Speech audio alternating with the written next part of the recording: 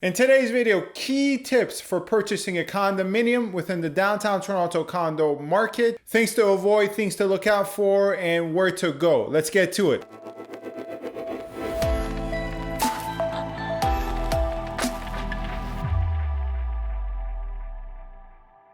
Hello everyone, this is Sam from SaberiSixRealEstate and Remax Realtron Realty Inc. As always, back with another video for you guys here today. In today's video, we're going to go through some tips for purchasing a condominium within the downtown Toronto condo market. But before we get into that, as always, you can find my contact information in the description box with regards to my Gmail, my Instagram, and my office. Feel free to get in touch with me with any questions you may have with any topics covered in this video, any topics covered in previous videos, or if you have any general Toronto real estate / GTA real estate inquiries. Lastly, feel free to subscribe, comment, rate, and review. Your support in that regard is greatly appreciated, but you're not obliged to do so whatsoever.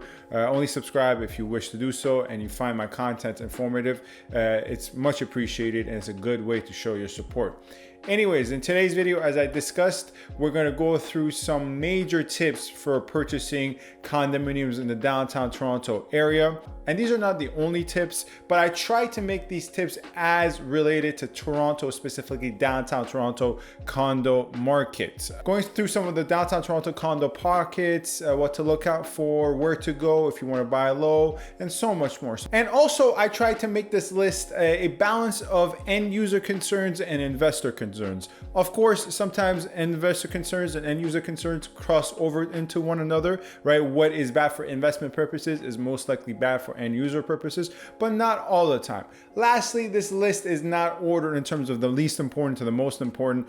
All these things are important. Some may be more important than others, but we will get into it as we go along. Let's get to the list. If you're looking to purchase a condominium within the downtown Toronto condo market, always be wary of empty and vacant lots, such as parking lots that are either diagonal, adjacent, or next to your condominium building. Chances are within the next 5 to 7 years, that empty parking lot will no longer remain an empty parking lot. And if your building, more specifically, if the unit you are purchasing within that building has a direct view, or once again, just a side view of that empty parking lot, then chances are you're going to be dealing with construction close to your unit in the years to come. For instance, where are these lots located? Well, there's a lot of lots in King West, a lot of lots on the east side. So in C8, whether you're talking about Dundas East or Queen East or Carlton, parts of Carlton. Of course, there's parking lots scattered all over the downtown Toronto core. But once again, if from your building and especially from your unit, you see a vacant and empty lot that is a parking lot, most likely in the years to come, that lot will be developed into condominiums, and you have to see how much of that development will impact your unit in terms of the construction that will be occurring there concurrent to your ownership. How much is it going to affect the exposure? What is it going to change? Is it going to affect your exposure, but will you still have sunlight? All these things are important to consider, and that's not even really touching on, once again, the construction as it's occurring while you're living there. And of course, this is also very key for investment purposes as well, because you might buy at a premium where you have a lot of natural sun, the exposure is amazing, there's nothing making your exposure opaque whatsoever, you have a pretty good view. However, a couple years into your ownership, construction starts on a new project and you no longer have that great exposure you paid so much for. That of course impacts your investment as well. Moving on to tip number 2. If you're looking to buy a condominium within the downtown Toronto condo market, and this really applies to all over, but especially downtown Toronto, try your best to avoid the numbers 13 and 4. What does this mean? So for instance, you might see unit numbers such as 1305, or a unit number such as 408, or 1304. If your unit number starts with the numbers 13 or 4, try your best to avoid these units. Why is this the case? Well, especially within downtown Toronto, there is a large base of buyers who are investors. And of this large base of buyers who are investors, there's also a significant portion of that base, right, that are potentially foreign investors, or not even foreign investors, but domestic investors who are of backgrounds that have certain cultural superstitions with regards to the number 4. Most notably, certain cultural superstitions exist within Asian communities for the number 4. It's looked at as a sign of death. And of course, we do not all subscribe to our cultural superstitions. Some of us more, some of us less, some of us none.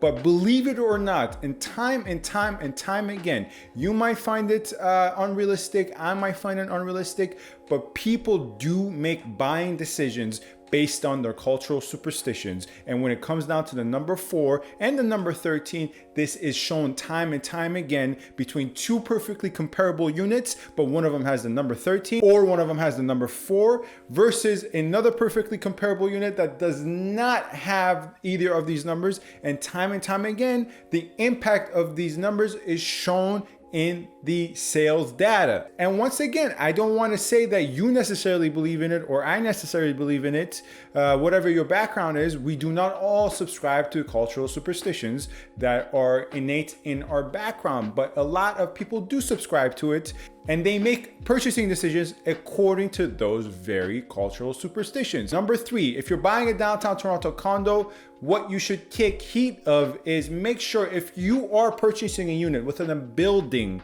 that is very close to the Gardiner Express, because the Gardiner Express runs through a fair amount of stretch and within the downtown core, especially in the further south regions, and it goes through a lot of condominiums. If you're gonna buy a condominium unit in one of those buildings, make sure at minimum that it does not face the Gardiner. Now, if it's gonna face the Gardiner, make sure it's at least 20 stories above the Gardiner. You do not wanna be at level with the Gardiner or a couple of stories above the Gardiner, or even a couple of stories before, or even in some instances, a couple of stories below the Gardiner, where your exposure is just the Gardiner Expressway.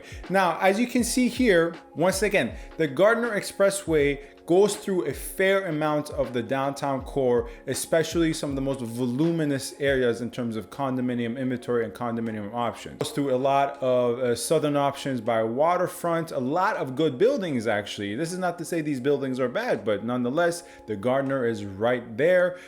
Further, it goes even further west to CityPlace condominiums, as you can see, and it extends even further west. So my suggestion to you is try your best to avoid a unit that directly faces the Gardiner Expressway. And if you cannot avoid it, and if it does, make sure that at least your unit is fair amount above the Gardiner Expressway.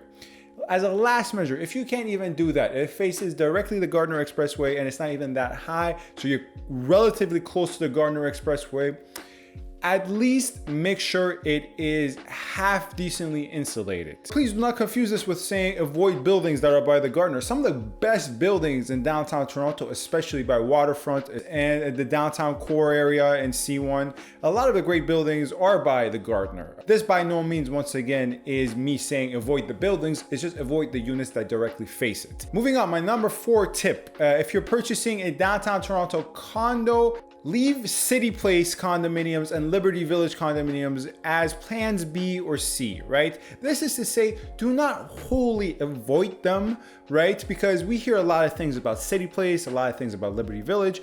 I'm personally not the biggest fan of Liberty Village. I don't really like it whatsoever, but that's just me. I'll obviously provide you some reasons. I'm not gonna just say that. I'll provide you some reasons, but even then, I don't tell my clients to wholly avoid it. If you can find a very good unit with great exposure, a great building within Liberty Village, go for it. Same thing applies to CityPlace. Now, a lot of people hate CityPlace more than I do. I'm personally in the middle. I don't think it's a fantastic area by any means. I don't even think it's a top tier area or top 2 tier areas. But at the same time, throughout the years of working within Toronto real estate in downtown Toronto, I've seen CityPlace make considerable improvements as a community. Nonetheless, even having said that, it's still not as good as King West. It's still not good as Queen West, Church Yonge corridor, Bay Street corridor, closer to Yonge and Bloor. There's a lot of other better areas. So don't completely black out CityPlace and Liberty Village as options, but at the same time, look elsewhere first. Some of the problems with CityPlace and Liberty Village is Airbnb buildings, especially CityPlace. CityPlace has a lot of Airbnb buildings, and it's sometimes, thought of almost as a college campus, right? Not all the buildings are Airbnb buildings. There's a lot of good buildings that don't have a lot of Airbnbs and short-term rentals, but most of them do. Furthermore, CityPlace, in terms of how it's been designed, especially in the winter months when it's really windy, frankly, is a harsh wind tunnel. Liberty Village has a lot of buildings that still have Kitec plumbing, which I will explain later what that is. Also, Liberty Village deals with heavy amount of congestion. I mean, driving in Liberty Village is quite a impossible task, and I don't know why anyone would ever drive in Liberty Village. Very congested, very poorly designed in that sense. So having said all this, make sure if you are going to purchase a unit within CityPlace or Liberty Village, make sure that it's a tip-top unit, because a mediocre unit in either of these communities will struggle more as compared to a mediocre unit elsewhere. And let me know if you want me to go through Liberty Village and CityPlace in more detail and go through all the buildings and what buildings to avoid, what buildings to go towards, and the pros and cons of the areas in more detail and specificity. So let me know if you want that. But point here is, we touched on Airbnb, congestion, traffic, wind tunnels quickly, and I will go through the Airbnbs actually and the Kitec plumbing as well later on as their own separate tips. But once again, better avoid it if possible, but never say never. The right units can be found. Anyways, let's move on to my next tip for buying downtown Toronto condos. Always get parking when possible. Now, if you've watched this channel, I'm gonna keep this quick. You know how in love apparently I am with parking spots. I always talk about parking spots. I always say go for parking over additional +1 or even additional bedroom. Parking is land at the end of the day, and downtown Toronto is scarce of land, right? As earlier we were talking about empty or vacant parking lots, or even parking lots that are being used going to become condominiums. A lot of gas stations are now selling to developers upwards of 70 to 90 million because they are going to be developed, right? So as you can see, land in Toronto, in the world really, but in Toronto, but especially in downtown Toronto, is very scarce. Land is scarce. Owned parking is land. You can lease it out upwards of $300 to $400 a month, depending on location. That will cover the utilities, that will cover your nights out, whatever you want it to cover will cover, or you can sell it if you don't want it. If you don't want to lease it out, you can sell it, and obviously sell it upwards of 50, 70, 80, even in some cases $90,000. But better yet, if you don't want to sell it, or if you don't want to lease it, guess what? You can use it to park your car. You don't have to pay for city parking. So parking is very important. Try your best to purchase a unit with a parking spot, even if you do not need it, even if you do not drive. It's very key for appreciation and convenience. Buy parking. Moving on. If you're looking to buy a downtown Toronto condo within the downtown Toronto condo market, always try to go towards Tridel, Menkes, Daniels, and guess what? Tridel. Now, Tridel, above all good builders, in my opinion, is the best builder in the city of Toronto. I've made this analogy to clients many times in the past, current clients I'm working for. I have said Tridel is like the Apple of Toronto condo developers, right? The worst Tridel building is at times better than the best building of a mediocre builder, right? There is a reason at the pre-con level, Tridel buildings ask for such a high costly premium.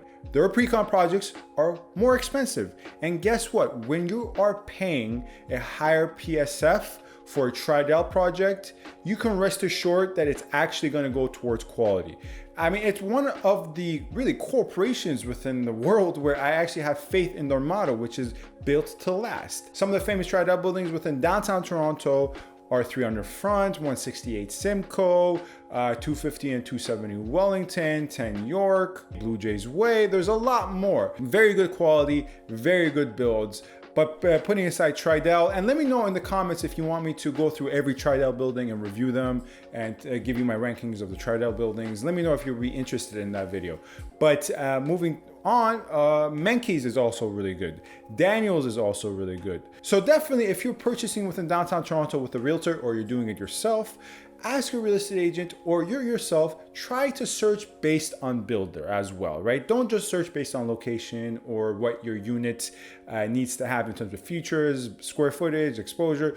Do that as well for sure, but try to search according to builder, because you really can tell the difference between a quality, top-notch builder like Tridel and even a middle-class builder, not even necessarily a bad builder, but a middle-class economy builder that maybe does not spend as much on materials, right? So definitely, if you're buying a downtown Toronto condo, consider searching by Tridel, searching by Daniels, searching by Menkes. Really good builders. Moving on, condo buying tip number 7. If you're buying a downtown Toronto condo, if you're looking for cheaper options, good buy low opportunities still exist on the eastern side of downtown Toronto. So we're discussing C8 district now. More specifically within the C8 district, we're talking about Moss Park, parts of Cabbagetown, the eastern parts of, for instance, Church Yonge corridor, and even as far east as Regent Park. Now, these areas are less developed, right? As a result, due to the lack of development, these neighborhoods, for a lack of a better word, may appear the sketchiest, right, of downtown Toronto. And there's a certain truth to that. However, the point here is, as I said earlier, land is scarce and a lot of development has come to this eastern part of the city. That's why prices here are low, because although a lot of projects have gone up, especially on Dundas East, right? A lot of projects have gone up. There will be a lot more projects to come. As you can see, there is a lot of land here, a lot of rental buildings, a lot of parking lots. That is prime real estate for developers. And I know for a fact a lot of developers are going towards that portion, right? So this is why I say parts of Moss Park, parts of Regent Park, Cabbagetown, they're good buy low opportunities, because per square foot, you get some of the cheapest prices in these areas, some of the cheapest 1 bedrooms, some of the cheapest 2+2 bedrooms, some of the cheapest 2 bedrooms right now. But within the next 5 to 7 years, I see immense growth for this area, because once again, developers and builders are running out of land and lots on the west side of the city, in the central parts of the downtown core, on the west side of the downtown core, and they're coming towards the eastern part of the downtown core. Number 8, avoid Kitec plumbing. What is Kitec plumbing? Well, Kitec plumbing is a method of plumbing that used high levels of zinc, and this led to faster than expected deterioration of the plumbing. So basically, in a short summary, very faulty plumbing that deteriorates and degrades quickly. Now, if you recall earlier, I said some of the issues I had with Liberty Village is a lot of the buildings there suffered from Kitec plumbing. Allegedly speaking, I have to say allegedly because this could be a litigious matter. But for instance, allegedly speaking, 46 Liberty Street East, 50 Liberty Street East, 54 Liberty Street East, and once again, the older buildings in downtown Toronto, some of the Fort York buildings, for instance, suffer from this. So if you're working with a real estate agent, or if you're doing a condo buying yourself, definitely look into what buildings originally were built with Kitec plumbing, which is a long list. What buildings were originally built with Kitec plumbing now have remedied the issue, because there's a fair amount of buildings who have done that, and what buildings have not yet remedied the issue. Definitely look into Kitec plumbing. The 9th tip I have for buyers within the downtown Toronto condo market is definitely try to avoid Airbnb buildings. Airbnbs are not good for property value purposes. A lot of problems arise from a building that has a lot of Airbnbs. And more than ever, when I'm working with end users and investors, but more so end users, I hear this concern, and I also search with that in mind. There's a lot of good condominium options. For instance, in buildings, one of the examples is 87 Peter. Good units to be had in that building, but I don't take my clients towards that building because it's called the Peter Hotel. Why is it called the Peter Hotel? Well, because short-term rentals within that building are rampant. But that's not even the biggest offender. The biggest offender are, as you've heard, the ICE condos, 12 and 14 York Street, right? The ICE condos are not bad just because of Airbnbs, to be clear, but one of the largest problems they have are short-term rentals and the rampant amount of short-term rentals that exist within those buildings. And you can see it in the price per square foot and average sold price and median price. Whatever metric you use, you can see it represented in the sold prices. Units in those buildings are definitely much cheaper and can be had for a lower price below market value relative to really good buildings. Other buildings that suffer from the Airbnb problem, Parade 1 and Parade 2, which is the Iceboat Terrace buildings, Iceboat Terrace 15 and 20. Those also have a rampant amount of short-term rentals. And there's a lot more. Let me know if you want me to make a full video on all the Airbnb or notorious Airbnb condominium buildings within the downtown Toronto or even the city of Toronto, so you know where to avoid. Let me know if you want to watch that video. The last tip I have for the buyers of condominiums within the downtown Toronto condo market is try your best to avoid northern exposure. Once again, this is one of those things that's not gonna break your back, but within the city of Toronto, especially downtown Toronto, northern exposure is most likely the exposure that's gonna have the most amount of obstruction, and you're not gonna get a lot of natural sunlight, or if you're not even into natural sunlight, you're not gonna get a good view. And obviously this can impact both end users and investors.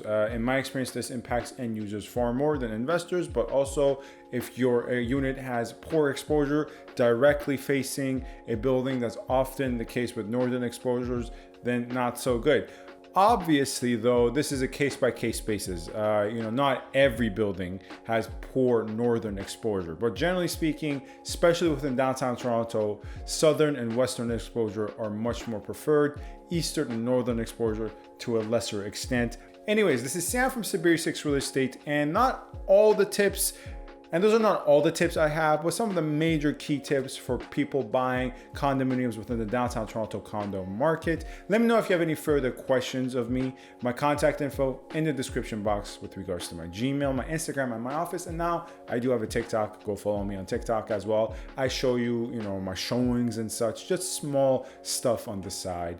And feel free to subscribe, comment, rate, and review. Your support in that regard is greatly appreciated. Thank you very much for watching. Stay safe and stay tuned. Thank you.